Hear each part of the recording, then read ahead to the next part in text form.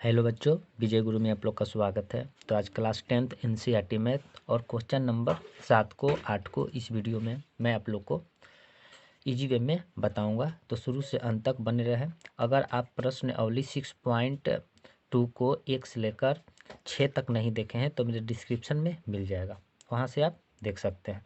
Okay, तो चलिए बिना समय को बर्बाद किए अपने क्वेश्चन की ओर चलते हैं। 7 क्वेश्चन क्या कह रहा है कि परिमेय 6.1 का प्रयोग करते हुए सिद्ध कीजिए कि एक त्रिभुज की एक भुजा के मध्य बिंदु से होकर दूसरी भुजा के समांतर खींची गई रेखा तीसरी भुजा के समद्विभाजित करती है। याद कीजिए कि आप इसे कक्षा 9th में सिद्ध कर चुके हैं। आपको याद करना है कि कक्षा 9th में ऑलरेडी सिद्ध कर चुके हैं, मगर इस वीडियो में मैं परिमेय 6.1 के अनुसार चलेंगे। तो चलिए किताब को साइड करते हैं। ओके, किताब को साइड क्यों करेंगे? क्योंकि इसी के प्रयोग से हमें एक त्रिभुज बनाना है। तो देखो बच्चों, एक त्रिभुज क्या कह रहा है कि सिद्ध कीजिए कि एक त्रिभुज की एक भुजा का मध्य बिंदु, हमने एक त्रिभुज ले लिया। देखिए बच्चों, ये हमारा एक्सरसाइज 6.2 का है। ओके, ये हमने एक त्रिभुज लिया। गौर से देखिएगा ताकि आप लोग को कोई प्रॉब्लम ना हो। ओके, ये हमने त्रिभुज लिया, इसे नाम रखा ए बी सी, यानी इसके बीच में एक मध्य बिंदु है, यानी ए बी के बीचों बीच एक मध्य बिंदु है और ए सी के बीचों बीच एक मध्य बिंदु है। ओके, और इसी को हम क्या करेंगे बच्चों? मिला देंगे। ओके, तो इसे नाम हम लिखेंगे बी और इसे हम ई रखें। ओके, ये प्रश्नानुसार चल रहा है बच्चों। ये क्या चल रहा है? प्रश्नानुसार। ओके, कोई दिक्कत, कोई परेशानी नहीं है। अब क्या करेंगे बच्चों? अब हमें सिद्ध करना है क्या? ये क्वेश्चन नंबर 7 है। ओके, हमें सिद्ध करना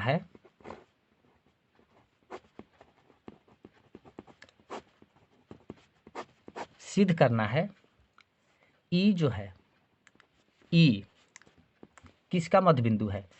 तो एसी का मध्य बिंदु होगा। एसी का मध्य बिंदु है। ओके, अर्थात एसी का मध्य बिंदु है, तो अर्थात कहे तो ए ई जो होगा किसके बराबर होगा? इसी के बराबर होगा। ए ई किसके बराबर होगा? इसी के बराबर होगा। यानी ए ई किसके बराबर होगा? इसी के बराबर होगा। कोई दिक्कत, कोई परेशानी नहीं हुआ।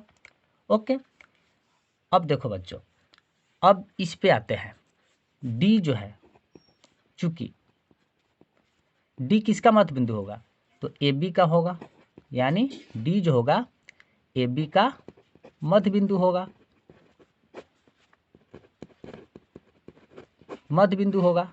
ओके, डी जो है ए बी, देखो ई जो है ए सी का मध्य बिंदु होगा, तो इसलिए ए भी होगा, डी जो होगा ए बी का मध्य बिंदु होगा।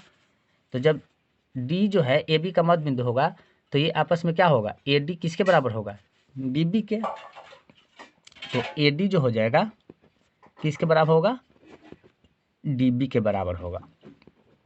डी बी के ये बराबर होगा, और ये समीकरण हमें एक है। कोई दिक्कत, कोई परेशानी नहीं है। तो देखो बच्चों, हमें क्या करना है? चूंकि ये आपस में क्या है? डी ई किसके समांतर है? बी सी का, यानी डी ई किसके समांतर है? बी सी का समांतर है। बी सी का जब समांतर है, ओके, जब बी सी के समांतर, ये हमें दिया है, ऑलरेडी दिया है। डी ई किसके समांतर होगा? यानी बी सी के समांतर होगा। कोई दिक्कत, परेशानी नहीं है। तो चूंकि डी ई समांतर बी सी, तो हम चलेंगे क्या? परिमेय 6.1 के अनुसार, यानी थेल्स परिमेय के अनुसार। तो जब ये समांतर है तो हम चलेंगे 6.1 के अनुसार, कहे तो थेल्स परिमेय के अनुसार, यानी इसलिए थेल्स परिमेय अनुसार। तो थेल्स परिमेय अनुसार चलेंगे तो थेल्स क्या कहता है कि जब तुम आपस में समांतर हो तो हम क्या होंगे? अनुपात के रूप में बराबर होंगे। तो क्या हो जाएगा? ये हो जाएगा क्या, ए डी, यानी ए डी बटा क्या होगा, डी बी होगा, बराबर किसका, ए ई बटा क्या होगा, ई सी, यानी ए ई बटा ई सी हो जाएगा। ये थेल्स प्रमेय कहता है। कोई दिक्कत, कोई परेशानी नहीं है। तो देखो बच्चों, अब यहाँ पर देखिए, कहे तो यहाँ पर एक तो एक्स्ट्रा आपको दिमाग लगाना है, ए डी बटा डी बी, यानी ए डी बटा डी बी। तो देखो ए डी के बराबर, ए डी बराबर क्या रख सकते हैं, डी बी हम रख सकते हैं। यहाँ पर लिखेंगे चूँकि ए डी के जगह पर हम यानी डी बी रख सकते हैं। देखिए ये ए डी जो है किसके बराबर है, डी बी के, तो यहाँ ए डी की जगह पर क्या रखेंगे, डी बी रख सकते हैं। तो डी बी बटा डी बी, ये क्या है, ए ई बटा क्या है, ई सी। ओके, तो डी बी से डी बी कितना बार में, एक बार में कट जाएगा। तो 1/1 इक्वल टू ए ई बटा क्या होगा, ई सी। अब क्रॉस मल्टीप्लाई तिरछा तिरछी करेंगे तो ए ई बराबर किसका होगा, ई सी का। और यही चीज़ हमें सिद्ध करना था। ए ई किसके बराबर होगा, ई सी का। ए ई किसके बराबर होगा, ई सी का। यही चीज़ को हमें सिद्ध करना था। आई होप कि आप इस वीडियो में समझ गए। कोई दिक्कत, कोई परेशानी नहीं है। अगर कोई भी थोड़ा सा भी परेशानी हो बच्चों, तो आप इसे 1-2 बार रिपीट करके ज़रूर देखें, ताकि आप लोग को परेशानी ख़त्म हो जाए। देखो बच्चों, हम आपको प्रॉपर वे में आपको बताए हैं, कहीं भी क्रॉस करके नहीं भागे हैं, ताकि आप लोग को परेशानी हो। आपको हम स्टेप बाय स्टेप बताते चले हैं। जहाँ भी परेशानी होगा तो प्लीज़ इसे रिपीट करके ज़रूर देखें, ताकि आप लोग को परेशानी नहीं होगा, क्योंकि इसमें रोक टोक नहीं है। जितना मन चाहे उतना बार देख सकते हैं। ओके, तो आई होप कि आप इसे अच्छे ढंग से समझ गए होंगे। चलिए नेक्स्ट में चलते हैं बच्चों। नेक्स्ट क्वेश्चन क्या करते हैं, क्या कह रहा है, देखो नेक्स्ट 8 क्वेश्चन भी 7 की तरह है। परिमेय 6.2 का प्रयोग करते हुए सिद्ध कीजिए कि एक त्रिभुज की किन्हीं 2 भुजाएं के मध्य बिंदु को मिलाने वाली रेखा तीसरी भुजा के समांतर होती है। याद कीजिए कि आप कक्षा 9th में ऐसा कर चुके हैं, मगर चलना है हमें क्लास 10 के 6.2 के अनुसार। ओके, तो किताब को कर लेते हैं बच्चों साइड। तो बच्चों ये क्वेश्चन नंबर 8 है। ओके, इसमें भी एक त्रिभुज की जरूरत होगी। ओके, इसे नाम ए बी सी लिखे। ए बी के बीचों बीच एक मध्य बिंदु है, ए सी के बीचों बीच एक मध्य बिंदु है। इसे हम मिला दिए, यहाँ डी और ये हमारा ई है। ओके, कोई परेशानी नहीं है। तो लिखेंगे बच्चों चूंकि डी जो है किसका है, मध्य बिंदु, यानी ए बी का, ए बी का मध्य बिंदु है। कोई दिक्कत, तो क्या हो जाएगा, ए डी, ए डी किसके बराबर हो जाएगा, डी बी के हो जाएगा, डी बी के बराबर होगा।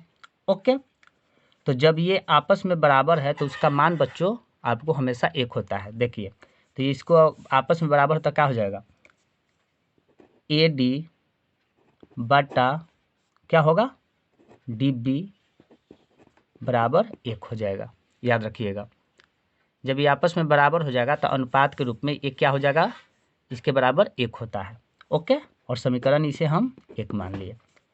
कोई दिक्कत, कोई परेशानी नहीं है। अब उसी प्रकार चूंकि ई है किसका मध्य बिंदु है, यानी ए सी का मध्य बिंदु है, तो क्या हो जाएगा, ए ई जो होगा किसके बराबर होगा, ई सी का होगा, इसी का होगा।